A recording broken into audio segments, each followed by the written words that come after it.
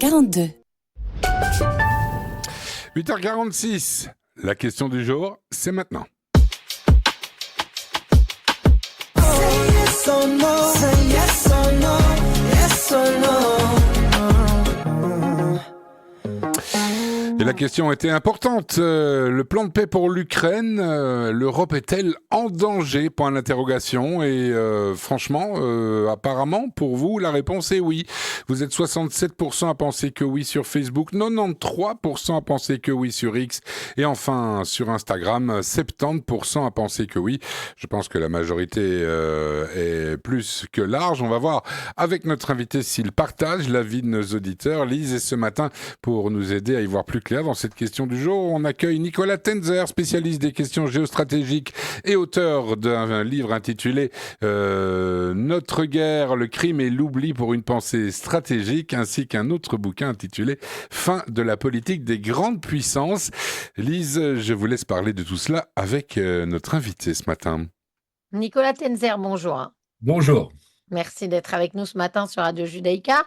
Alors, est-ce que vous êtes d'accord avec nos auditeurs? Est-ce que selon vous, avec ces fameuses négociations entre l'Ukraine et la Russie, dans lesquelles l'Ukraine ne négocie pas grand-chose, à vrai dire, l'Europe est-elle vraiment en danger, Nicolas? Écoutez, oui, l'Europe est véritablement en danger, et pourtant ce n'est pas une raison pour avoir peur, parce que l'Europe a aussi les moyens de se défendre, et en tout cas elle en aura plus demain, il faut l'espérer, si nous augmentons évidemment notre production d'armement. D'abord, effectivement, oui, vos auditeurs et auditrices ont complètement raison, parce que si l'Ukraine devait passer en quelque sorte sous le bus des exigences russes et maintenant américaines, puisqu'il y a une collusion claire entre l'Amérique de Trump et évidemment la Russie de Poutine, eh bien, dans ce cas-là, l'Ukraine disparaîtrait. L'Ukraine disparaîtrait, serait complètement soumise à la Russie, qui de toute manière veut, ça on le sait très bien, poursuivre sa guerre jusqu'au bout, jusqu'à la soumission et la destruction totale de l'Ukraine, la soumission de ses habitants et sa destruction en tant que nation libre et indépendante, et poursuivrait ensuite vers l'Europe. Donc aujourd'hui, nous sommes devant un moment historique d'une certaine manière, ou en tout cas il y a une chance unique pour les Européens de dire niet, si j'ose dire, aux Américains, et aux Russes bien sûr par la même occasion, de dire écoutez, votre plan soi-disant de paix, ce n'est pas acceptable, nous allons défendre l'Ukraine jusqu'au bout, nous allons nous armer plus, nous allons, je sais que la situation est très sensible en Belgique, saisir aussi l'ensemble des avoirs russes gelés, et nous allons vraiment aller jusqu'au bout de cette politique de sanctions et de livraison d'armement. Alors, peut-être que c'est là la seule carte, Nicolas, des Européens, parce que très honnêtement, ça fait déjà des mois, depuis le début de cette guerre en Ukraine, que Emmanuel Macron rappelle qu'un accord de paix doit pas être conclu sans Zelensky ni sans les Européens, que Kaja Kallas rappelle que il ne faut pas exercer la pression sur l'Ukraine qui est la victime et que une forme de défaite de Kiev mettrait gravement en péril la sécurité du continent tout entier. On n'a pas du tout l'impression que ni Vladimir Poutine ni Donald Trump écoutent ces avertissements des Européens. Absolument, vous avez entièrement raison, c'est-à-dire que Vladimir Poutine, de toute manière, c'est quelque chose qui était évident pour un certain nombre de personnes qui travaillaient sur la Russie, qui connaissaient ce pays, y étaient d'ailleurs allés. Depuis 20 ans, il était clair que le régime de Poutine allait nécessairement reprendre les armes pour des opérations extérieures de plus en plus violentes et de plus en plus criminelles, hein. Il en avait donné l'exemple en Tchétchénie, mais alors on disait oui, mais la Tchétchénie, c'est quand même une partie de la Fédération de Russie, il fait ce qu'il veut. Bah, c'était quand même des crimes abominables, des dizaines de milliers de femmes, d'enfants assassinés, torturés. Puis après, il est allé en Géorgie. Et il a saisi, c'était en 2008, 20% du territoire. On voyait aussi son idéologie se durcir. Enfin bon, tous ces éléments étaient parfaitement, je dirais, connus, mais beaucoup de dirigeants, notamment en Europe, ou aux États-Unis, ou au Canada, ou ailleurs, ne voulaient absolument pas le voir. Donc pour Poutine, c'était totalement, encore une fois, une évidence. Pour Trump, moi, c'est quelque chose que j'ai dit, mais j'étais pas le seul. Dès sa réélection pour un deuxième mandat le 5 novembre de l'année dernière, 2024, j'ai dit, mais il y a une loi de la plus grande pente. Quand on voit son idéologie, quand on voit tout ce qu'il a dit sur Poutine, et d'ailleurs aussi sur Xi Jinping, l'admiration qu'il a pour lui, son culte de l'homme fort, le fait que Trump, de toute manière, est quelqu'un pour qui le droit international, les droits de l'homme, les valeurs européennes ne valent absolument pas. Écoutez aussi le discours de son vice-président, J.D. Vance, à la conférence de Munich en février de cette année. Bon, on voyait très, il y avait une collusion idéologique entre Trump et Poutine. Donc, il est clair que Trump, c'était pas uniquement un Biden un peu moins mou, non, c'était quelqu'un qui, même par rapport à Biden, à qui j'ai reproché de ne pas être allé jusqu'au bout dans la défense de l'Ukraine, c'est quelqu'un qui était passé de l'autre côté. Et dernier point, si vous regardez par exemple les révélations de cette semaine du Wall Street Journal, qui avait toute une enquête sur la corruption avec les Russes de Witkoff, l'envoyé spécial de Trump, et un certain nombre d'autres personnes, vous avez ce qui aussi était perceptible, il y a eu beaucoup d'enquêtes là-dessus, vous aviez un lien financier, une collusion dans les affaires entre l'administration Trump et Poutine. Alors, ce qui est toujours très étonnant, c'est la façon dont Vladimir Poutine parle de l'Europe. Je lisais la traduction d'un de ses discours de la semaine dernière et il disait, alors c'est une chose d'affirmer que la Russie n'a pas l'intention de s'en prendre à l'Europe, c'est une idée qui sonne presque comiquement à nos oreilles, n'est-ce pas, puisque nous n'en avons jamais eu l'intention.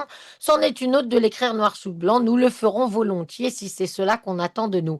On voit bien à quel point Vladimir Poutine traite ça, mais complètement par-dessus la jambe, Nicolas Tenzer, et même qu'il continue dans ce discours à indiquer grosso modo que les Européens sont dirigés par des débiles. Oui, absolument. C'est-à-dire qu'en fait, Poutine a agi comme s'il existait une sorte de prophétie autoréalisatrice. C'est-à-dire qu'il dit toujours, les Européens, ce sont d'abord des décadents. Ce sont des décadents. Alors, il dépeint avec des termes, vous savez, il est très misogyne, il est très homophobe, donc il dépeint l'Europe comme féminisée, gay, sans courage, sans valeur, sans force. Donc, il y a cette espèce de mépris. Et en fait, la réalité, c'est qu'on a vu l'Europe devant, et les États-Unis d'ailleurs aussi, devant toutes les agressions de Poutine que j'évoquais, à 2008, l'orgie, 2020, 2014, pour la première fois, Ukraine, 2013 à partir, oui, 2015, la Syrie, hein, où il est intervenu aussi et a commis plus de crimes même que l'État islamique en Syrie, pour dire, en termes de meurtre de civils, c'était déjà quelque chose de terrible. Et il s'est dit finalement, les Européens n'ont pas réagi. Donc effectivement, ils sont bien, effectivement, dans sa représentation, efféminés, gays, lâches, etc. Et donc finalement, on va les traiter comme ça. On voit effectivement que leurs grandes proclamations sont vaines. Et justement, le devoir des Européens aujourd'hui, c'est de montrer qu'ils ne sont pas tout ce que Poutine pense.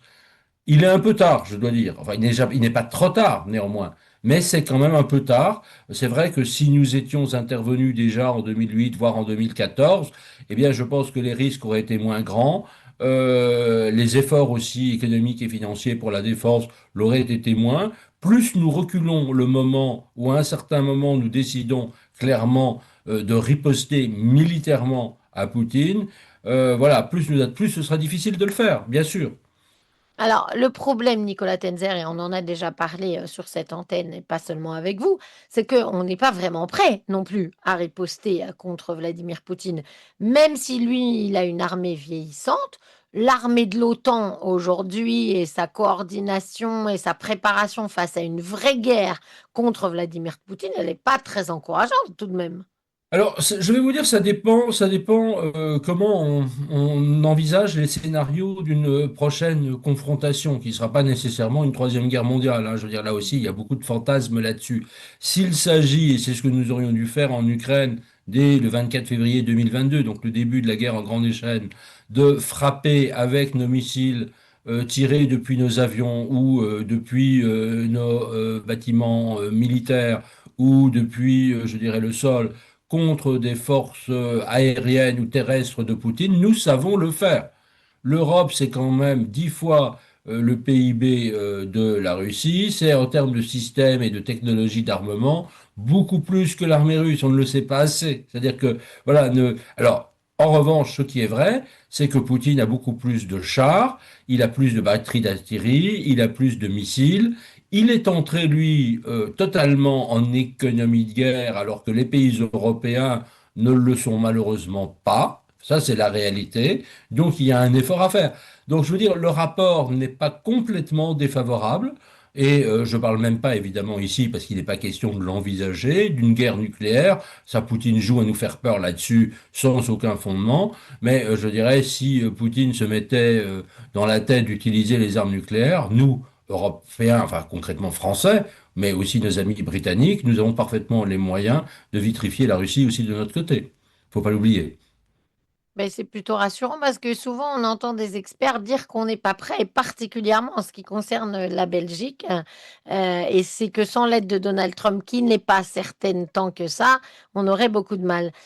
Nicolas Tenzer, ma dernière question, ce sera sur les partenaires de la Russie, puisque si on se retrouve face à la Russie, on sait que l'Iran aide aussi, particulièrement Vladimir Poutine, notamment en lui vendant des drones.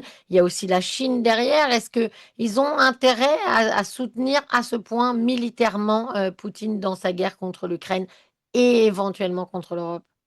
Ben, écoutez, je pense qu'ils ont exactement la même vision du monde, qui est de détruire en quelque sorte, de manière drastique, le continent européen.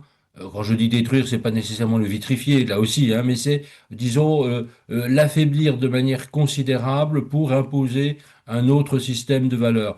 Les pays que vous avez cités, que ce soit l'Iran, que ce soit la Chine, que ce soit d'ailleurs la Corée du Nord, ont une vision en quelque sorte révisionniste du monde. C'est-à-dire que tout ce qui a été créé, finalement, pour moi c'est ça le résumé, sur le fondement de Nuremberg, après la Seconde Guerre mondiale, les droits de l'homme, les principes des valeurs, la possibilité de juger les criminels de guerre, la définition même des crimes de guerre contre l'humanité et de génocide, tout ceci pour ces dirigeants-là ne vaut absolument pas. Et donc ils veulent réviser en quelque sorte cette constitution. Donc c'est même plus une question, si vous voulez, d'intérêt économique. C'est que ces États sont passés dans un autre État idéologique du monde. Et c'est cette réalité-là qu'il faut faire. Xi Jinping, par exemple, puisque vous parliez du chinois, ce n'est plus du tout la même chose que Hu Jintao et Jiang Zemin, ses prédécesseurs. On est dans un autre système idéologique qu'il faut évidemment considérer et comprendre. Merci beaucoup, Nicolas Tenzer, d'avoir été avec nous ce matin pour cette question du jour, spécialiste des questions géostratégiques et auteur de Notre guerre, le crime et l'oubli pour une pensée stratégique et de fin de la politique des grandes puissances. Bonne journée à vous, à très vite. Merci à vous. Merci infiniment à Nicolas Tenzer. Une question du jour chasse l'autre pour demain mercredi. Voici la question. Le soutien public à Israël aux États-Unis représente-t-il un danger pour ceux qui apportent ce soutien public à Israël? Oui ou non?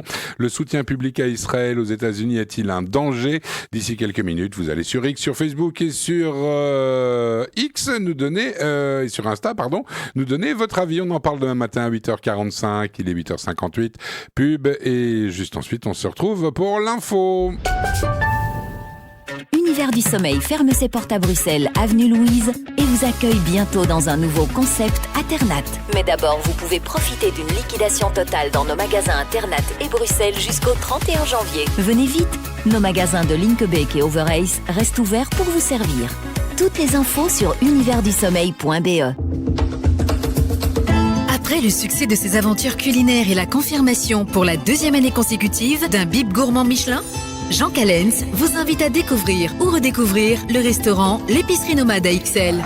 Inspiré de ses voyages et des saveurs du monde, cette ancienne épicerie est une invitation à l'exploration